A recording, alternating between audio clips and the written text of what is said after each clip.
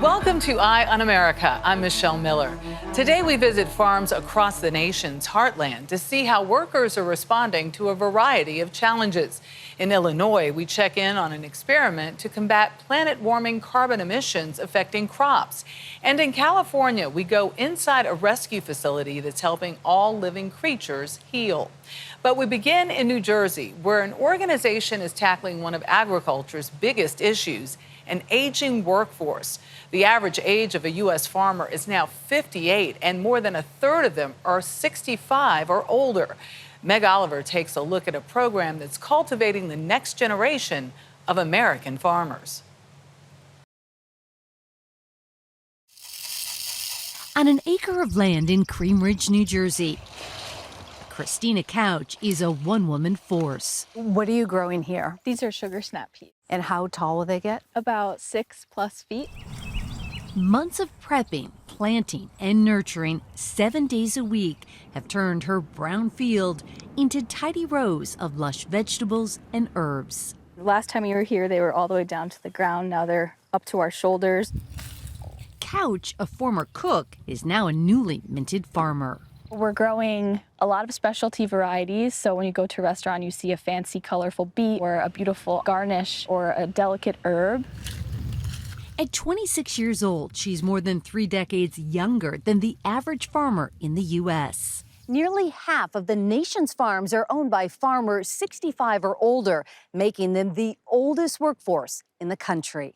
Why is it so hard to break into farming? Well, many people are not raised on a farm. Or don't. Professor and third-generation farmer Bill Lubick is Couch's mentor and actively recruiting the next generation at the Beginner Farmer Training Program at Rutgers University in New Jersey. We absolutely have to have a next generation of farmers to produce food for us. The 3-phase program begins with online classes covering farming basics, followed by hands-on training. Select students develop a farm business plan and put it into action. They can rent land from the program with access to equipment and agricultural experts. The radiation from the sun will break that down. And we are attracting a very diverse group of people into our program. 60% are women, almost that many percentage are minorities. And you just pluck it right off. Novices like Couch, many without a farm background, are seeking customers in a non-traditional route. What does your generation bring to farming? We're just going about farming a bit differently, a little bit against the grain, and leveraging things like social media, like fundraising. Just let the ground get nice and moist. And just building communities that people are attracted to, want to support young farmers. On this day, greens that were picked by Couch just hours earlier were delivered to Jasper Stone Restaurant. This is little gem lettuce. This is where she used to work as a line cook and realized her dream of farming. I just had this light bulb moment that I could grow this and help fill the gap so that we don't have to get produce from so far away to put on the tables at restaurants.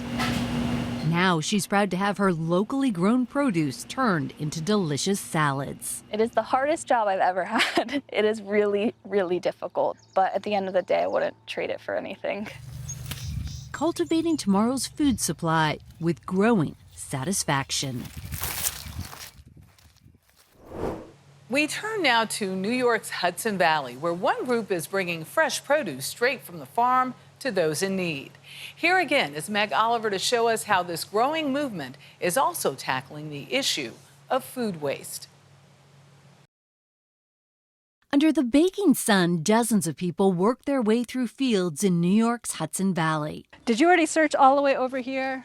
They aren't trained farmers. 3 of the really small leaves. Instead, volunteers bringing an ancient practice back to life. So what are you gleaning today? We are gleaning several kinds of greens: kale, collards, chard. Gleaning is the process of collecting leftover food and donating it to people in need. It dates back centuries, but has seen a resurgence in recent years. There's just so much need for nourishing food in the hunger relief system. Martha Elder leads the way every Monday during harvest season, overseeing volunteers from the nonprofit Second Chance Foods. They pick, Yeah, I'll have another load coming. sort, Are you going that way? I'm going that way. and wash. Gets all rinsed. hundreds of pounds of produce to serve more than 300 families in the area. On an emotional level, knowing that you're helping feed so many people, what's that like? Yeah, I sit down to dinner at night with my family, and I appreciate knowing that other people are eating because of the efforts of our organization. Nationwide, almost a quarter of Americans struggle with food insecurity, yet 1/3 of the food supply is wasted each year. That's more than 130 billion pounds thrown away in grocery stores, restaurants, homes, and even farms. Everything we send out of our kitchen, we would want to feel proud serving in our own homes to our own guests. That happens here. You were at the farm yesterday. Now we're in the kitchen. Yep. You're making these meals. How quickly will they go out? Tomorrow. Yes. So it went from the farm to somebody's table within 2 days. Kitchen volunteers combine collected crops with grocery donations and spend hours chopping and cooking 1 second. to create more than 1,300 healthy dishes. So these are people struggling to put enough food on their tables. One of those neighbors is 96-year-old Bob Buttiglione. Jesus, there's all kinds of different foods. The World War II veteran lives on a fixed income and relies on Second Chance Foods meals distributed from his church. So what would you do if you didn't have this meal coming once a week? Oh, what would I do? I don't really know. I don't know what I did before I got the food. What does that weekly meal mean to you? Oh, it means everything. Coming up, why more farmers are embracing wind to help lift their profits. This is Eye on America.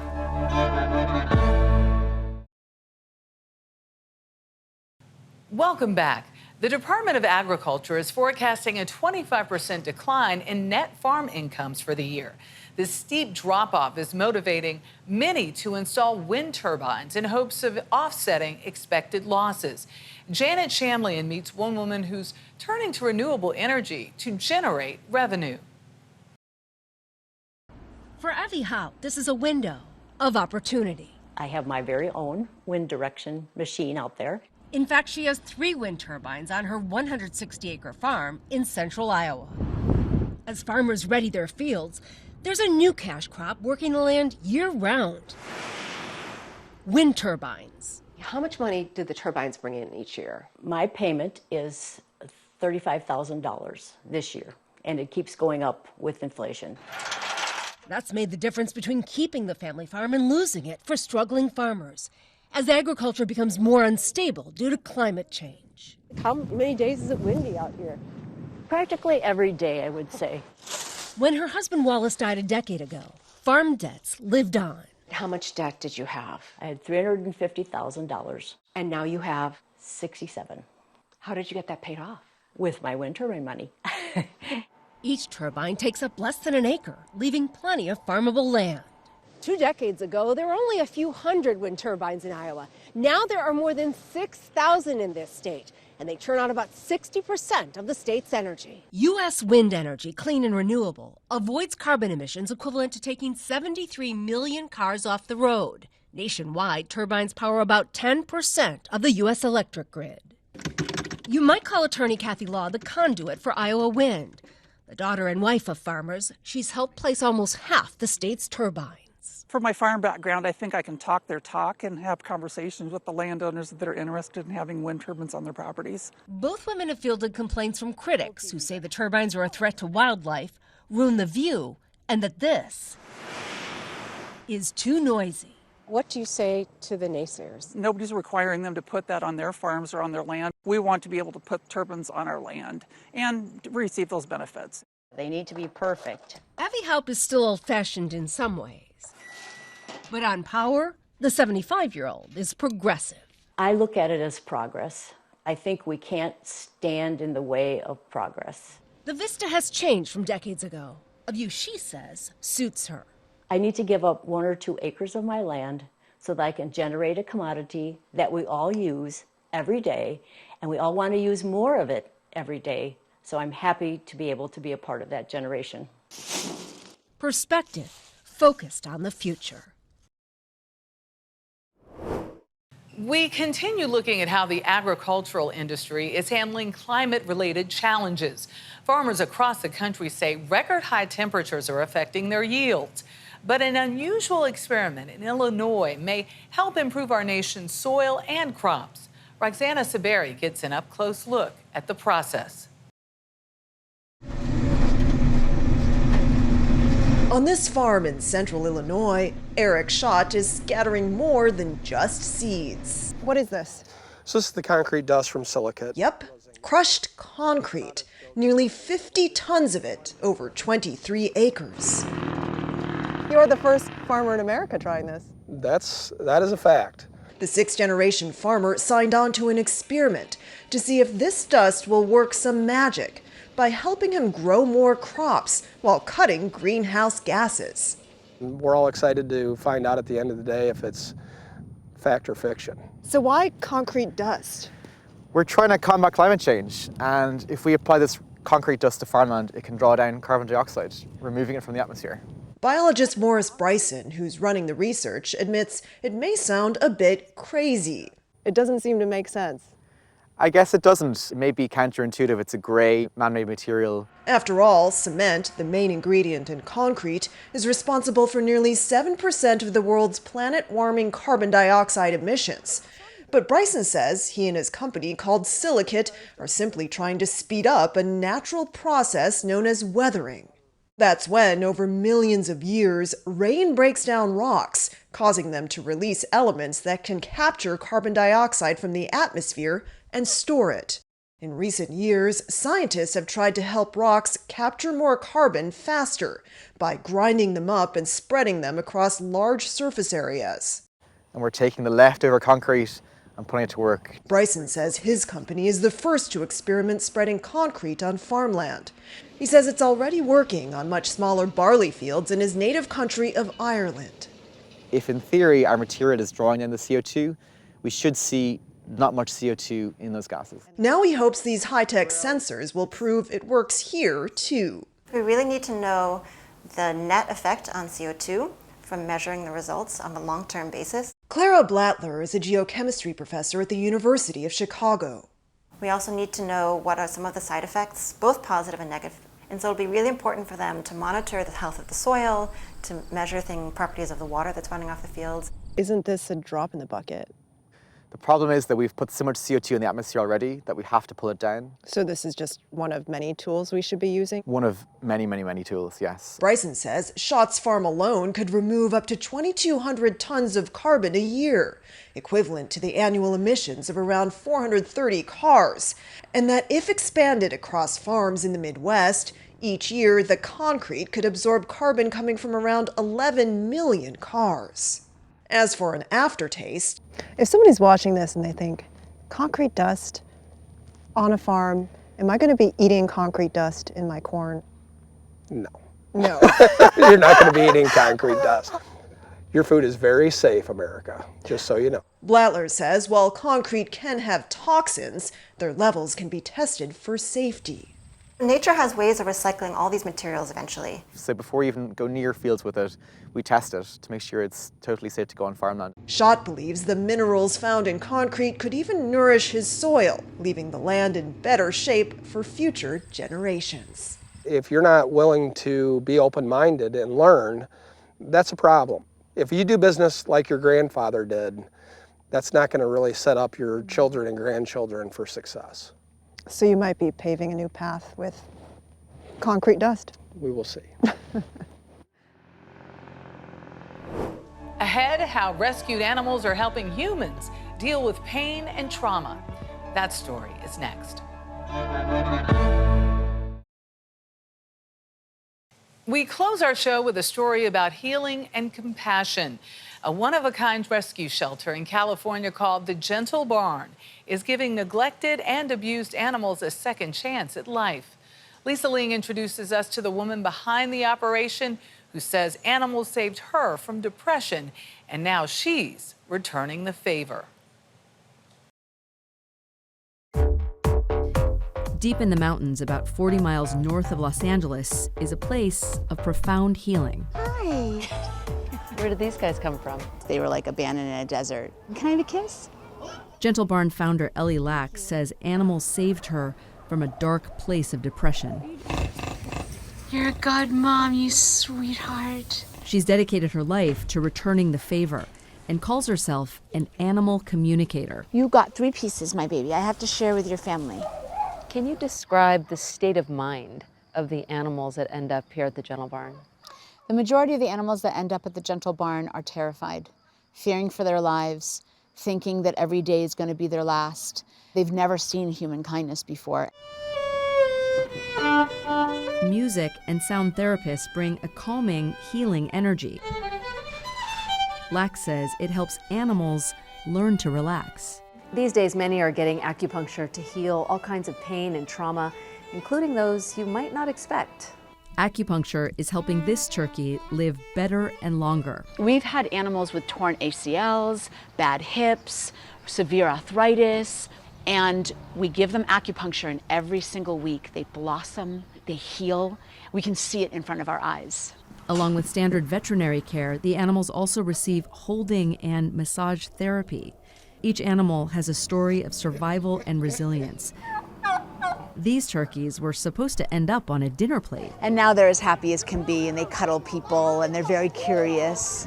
I can't say I'd ever heard about turkeys being affectionate animals, but I was wrong. I have never cuddled a turkey. Look at this turkey, is closing her eyes. Visitors of all ages are welcome. Some come seeking comfort from the emotional scars of abuse, anxiety, and depression. Learning animals can heal helps inspire people to push on. You are my sunshine. Meet John Lewis Thunderbolt, born in a slaughterhouse. You make me happy. He was very, very sick with pneumonia and a very high fever. Believing the cow had a better chance of survival inside her home, her family created a comfy space in her living room for both of them. And I was with him 24/7 for 9 months. But You're sleeping with a cow in your house for 9 months. Yes, I moved downstairs to the living room. You like the broccoli? Ate with him, slept with him. I literally became his mom. The power we have as humans is boundless too. I was literally trying to figure out how to retrofit my house to accommodate a cow for his whole life. But he chose to live with the cows. I imagine you are a bit relieved because John Lewis is a giant cow. I think my husband and kids were relieved. I was very sad. Her love and patience know no bounds. Some animals take years to recover. Wow, Ellie, these cows are enormous. It's like an elephant. That's genetic engineering right there. As part of the food chain, Lax explains these gentle giants were genetically modified to grow very big, very fast, and are killed when they're young. But here, after they're rescued and rehabilitated, something extraordinary happens. You just put your face on him, close your eyes. The animals help humans struggling with pain and heartache. She calls it cow hug therapy, and in more than 20 years, it's been 100% safe for participants. And I think that when we put our faces against the cows, it mimics being an infant with a caregiver. We feel vulnerable and small. We feel protected and loved. It's magical. There you go. Haley Bonus is hoping cow hugs can help her navigate unimaginable grief. Last year, her 4.5-month-old son, Wyatt, went down for a nap and never woke up. Every parent's worst nightmare happened to us. We got to say goodbye to him and just kiss him, stroke his head, and tell him how much we loved him. Haley has found some relief in traditional therapy. Now with a baby girl on the way, she's open to feeling the warmth of cow hugs. Sometimes words don't really cut it, so something like this experience goes a long way. So powerful. Where would you say you are on your healing journey? Every day is different. It's been a huge mix of emotions. I love being a parent. Wyatt was just a baby, but did he have an affinity toward any animals? We have the cutest picture of my parents holding him in front of the cows, and he looks a little concerned because they're so big and he's so small, but he has the biggest smile on his face. That was beautiful. I felt like I was being held by like my mother. There's plenty of research indicating hugs lower blood pressure and can soften feelings of anger and loneliness. I feel lighter. I do think that some healing happened without me even really consciously considering it. Especially animals who have been through such trauma themselves, to then give so much of their soul and their calming energy, it's really beautiful. These animals are now helping humans to heal. Lax says she's witnessed countless lives changed, but understands some people are still skeptical. People might say, cow hug therapy, that's ridiculous. Cows are for eating, they're dumb animals. What do you mean hugging them is going to heal you? That's crazy. Come to the Gentle Barn and see for yourself. When you feel that connection, it does something. For more stories like these and live coverage of breaking news, stream us right here on CBS News 24/7. I'm Michelle Miller. Thank you for watching Eye on America.